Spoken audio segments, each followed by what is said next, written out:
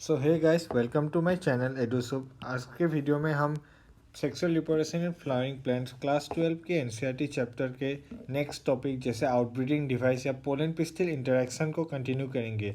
इसके पहले वाले पार्ट्स जो मैंने कराए हैं वो आप मेरे चैनल पे जाके देख सकते हैं। अगर आपको ये वीडियो अच्छा लगे तो लाइक कीजिए और इसको जितना हो सके शेयर कीजिए और चैनल को सब्सक्राइब करिए ताकि मुझे नए वीडियोस डालने के लिए मोटिवेशन मिलता रहे। तो चलिए आज का टॉपिक शुरू करते हैं। आज हम शुरू करेंगे आउटब्रीडिंग डिवाइस से। इससे पहले हमने पूरा पॉलिनेशन कर लिया था लास्ट क्लास में। आज हम आउटब्रीडिंग डिवाइस के बारे में पढ़ेंगे। तो आउटब्रीडिंग डिवाइसेस क्या क्यों ज़रूरत पड़ती है। हमने मेजोरिटी ऑफ प्लांट्स में ये देखा कि वो लोग हर्माफ्रोडाइट फ्लावर्स बनाते हैं, ऐसे फ्लावर जिनमें जो बाइसेक्सुअल हो, मतलब इनमें दोनों मेल और फीमेल रिप्रोडक्टिव पार्ट्स प्रेजेंट हो। इसकी वजह से सेल्फ पॉलिनेशन इनमें ज़्यादा होता है, जैसे ऑटोगेमी जिसकी या जिटेनोगेमी। इसकी वजह से इसमें इनब्रीडिंग डिप्रेशन होता है, मतलब उसकी प्योरिटी कमती जाती है। ये आप अच्छे से जेनेटिक्स में पढ़ेंगे। फिर हम फ्लावर्स ने क्या किया, फ्लावरिंग प्लांट्स ने ऐसे कुछ डिवाइसेस बनाए, मतलब ऐसे कुछ तरीके बनाए जिससे वो क्रॉस पॉलिनेशन को प्रमोट करे ताकि मोर ज़्यादा से ज़्यादा जीनोगेमी हो, यहाँ जीनोगेमी बढ़ जाए और सेल्फ पॉलिनेशन कम जाए, ऑटोगेमी और जिटेनोगेमी। तो इसी को हम आउटब्रीडिंग डिवाइस बोलते हैं। अब चलिए इसको देखते हैं कैसे कैसे करते हैं। कुछ कुछ स्पीसीज में क्या होता है, पोलन रिलीज और स्टिग्मा रिसेप्टिविटी दोनों एक ही समय पर नहीं होती, नॉट सिंक्रोनाइज। वो अलग अलग समय में होती है।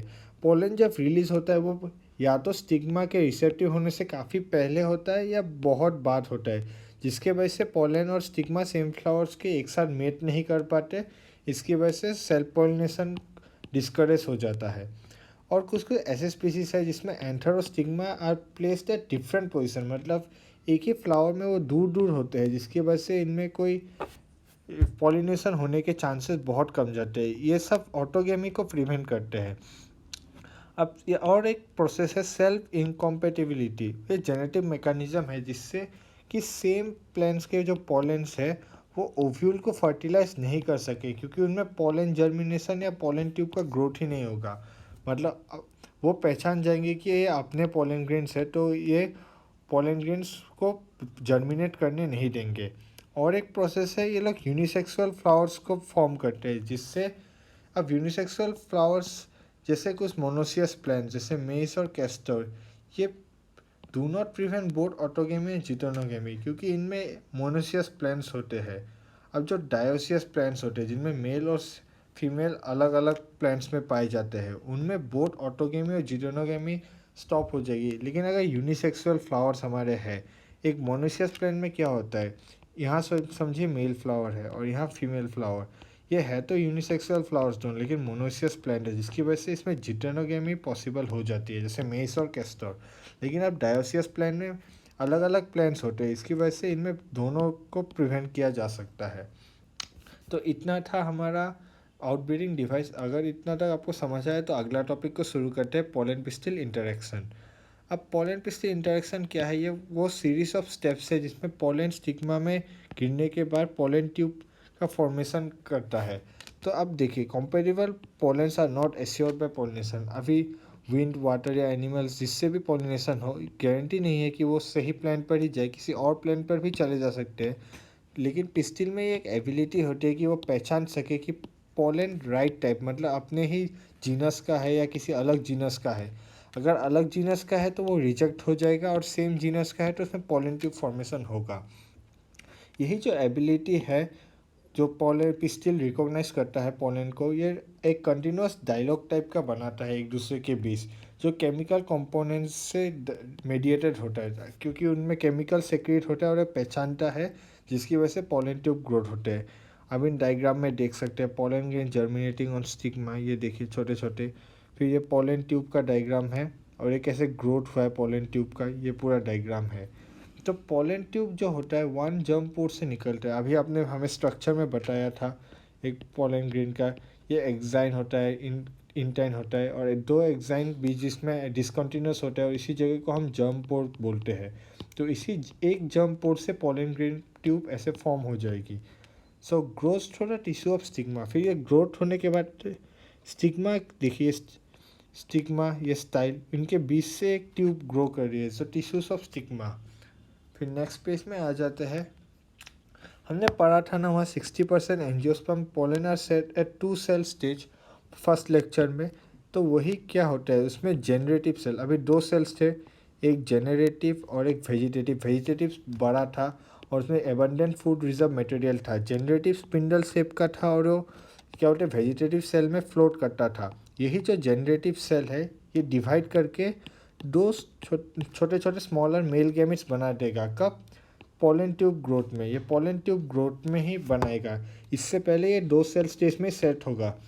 लेकिन बाकी 40% एंजियोस्पर्म में ये प्रोसेस पॉलिनेशन के पहले ही हो जाता है। तो ये डिफरेंस है इन दोनों में, 60% और 40% में। अब पोलन ट्यूब जो है माइक्रोपाइलर एंड से साइनर्गिड्स में एंटर करता है बाय फिलीफॉर्म एपरेटस, जो गाइडिंग का काम करते हैं कि कहाँ से पोलन ट्यूब एंटर करेगा। इस डायग्राम में आप देख सकते हैं। देखिए पोलन ग्रेन यहाँ से गया, फिर ये देखिए ये माइक्रोपाइलर एंड इधर से गया और ये इस डायग्राम में क्लियर होगा। ये देखिए साइनर्गिड्स है, तो मेल गैम पोलन ट्यूब जो है ये फिलीफॉर्म एपरेटस के थ्रू साइनर्गिड्स में ओपन होगा। यहाँ डायग्राम में और अच्छे से दिखाया गया है, आप देख सकते हैं एनसीईआरटी का ही डायग्राम है। सो कंटिन्यू करते हैं। ऑल दिस इवेंट्स, जो ये सब इवेंट्स है, ये इसको हम पोलन पिस्टिल इंटरेक्शन कहते हैं, क्योंकि पोलन ग्रेन्स यहाँ से होकर पिस्टिल के साथ एक डायनेमिक प्रोसेस से इंटरेक्ट करके पोलन ट्यूब का फॉर्मेशन होता है। ये प्लांट ब्रीडर्स इस नॉलेज को यूज़ करते हैं ताकि एक अच्छे हाइब्रिड्स बनाया जा सके, इवन इन इनकॉम्पेटिबल पॉलिनेटर्स। अभी पॉलिनेट नहीं भी कर पाए क्योंकि वो केमिकली मेडिएट करते हैं इसको। एक मेथड है जिसको बोलते हैं हम हैंगिंग ड्रॉप मेथड, जिससे हम पोलन जर्मिनेशन और पोलन ट्यूब का फॉर्मेशन को अच्छे से स्टडी कर पाए। इसमें हम डस्टिंग करते हैं पोलेंस का फ्लावर्स के ऊपर, स्टिग्मा के ऊपर स्पेसिफिकली, किन में? पी, चिकपी, क्रोटोलेरिया, बाल्सम और विंका। इनको हम एक ग्लास लाइट में ले लेते हैं और उसमें ड्रॉप पोलन ग्रेन्स मतलब एक ग्लास लाइट में हम ले लिए ये, और उनमें कुछ ड्रॉप्स डाल देते हैं किसी बीकर या किससे, जिसमें शुगर सॉल्यूशन होता है अबाउट 10%। और अब 15 से 30 मिनट बाद इसको जब लो पावर के माइक्रोस्कोप में दिखेंगे तो हमें पोलन जर्मिनेशन मतलब पोलन ट्यूब का ग्रोथ होते हुए दिखेगा। और कुछ आर्टिफिशियल हाइब्रिडाइजेशन भी करते हैं जिससे हम क्रॉप में इम्प्रूवमेंट करते हैं। यही इसी पोलन पिस्टिल इंटरेक्शन पर बेस्ड है। अब एक छोटा सा प्रोसेस आता है इमैस्कुलेशन। इमैस्कुलेशन क्या है? Removal of anther in bisexual flower from the flower bud by a pair of forceps.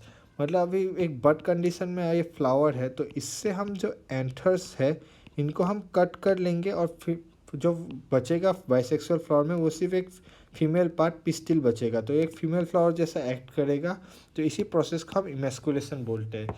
ये सिर्फ बाइसेक्सुअल फ्लावर्स में होते हैं क्योंकि उनमें दोनों मेल और फीमेल पार्ट्स प्रेजेंट होते हैं। अब यूनिसेक्सुअल फ्लावर में ये आइडर मेल और फीमेल होगा तो उसमें ज़रूरत ही नहीं है। अब बैगिंग क्या है? अब हमने इमैस्कुलेट कर लिया फ्लावर्स को, मेल पार्ट उससे रिमूव कर दिया और सिर्फ फीमेल पार्ट है। अभी उस इमैस्कुलेटेड पार्ट को हम कवर कर दे रहे हैं एक बैग के अंदर, एक स्वीटेबल साइज़ के बैग में जो मेड ऑफ बटर पेपर, जिससे अनवांटेड पॉलिनेशन ना हो। सोचिए ये वो फ्लावर है जिसको हमने इमैस्कुलेट किया हुआ है। इसको हम एक बैग से ऐसे कवर कर देंगे ताकि बाहर की कोई अलग पोलन ग्रेन्स आके इसको पॉलिनेट ना कर दे, ताकि हम उस पर अपने रिसर्च कर सके। यही बोला गया unisexual flower do not need emasculation, सिर्फ उनमें बैगिंग चाहिए, क्योंकि यूनिसेक्सुअल फ्लावर में सिर्फ या तो फीमेल पार्ट होगा और मेल। हम फीमेल स्टडी करें तो ये फीमेल फ्लावर ही रहेगा, तो इससे मेल को हटाने की कोई ज़रूरत नहीं है। तो सिर्फ इसमें हम बैगिंग कर देंगे इसमें बटर पेपर से। सो होप आपको इतना तक पसंद आया। आज के वीडियो के लिए इतना ही। ये इसमें अगर कोई डाउट हो या आगे के वीडियोस में कोई डाउट हो किसी पर्टिकुलर पॉइंट पर, तो आप ज़रूर कमेंट सेक्शन में मुझे पूछ सकते हैं, मैं आपको जवाब देने की कोशिश करूँगा। और अगर आपको ये वीडियो अच्छा लगे तो लाइक करें और शेयर करें, और जितना हो सके चैनल को सब्सक्राइब करें ताकि मुझे भी नए वीडियोस बनाने में मोटिवेशन मिलता रहे। So thank you.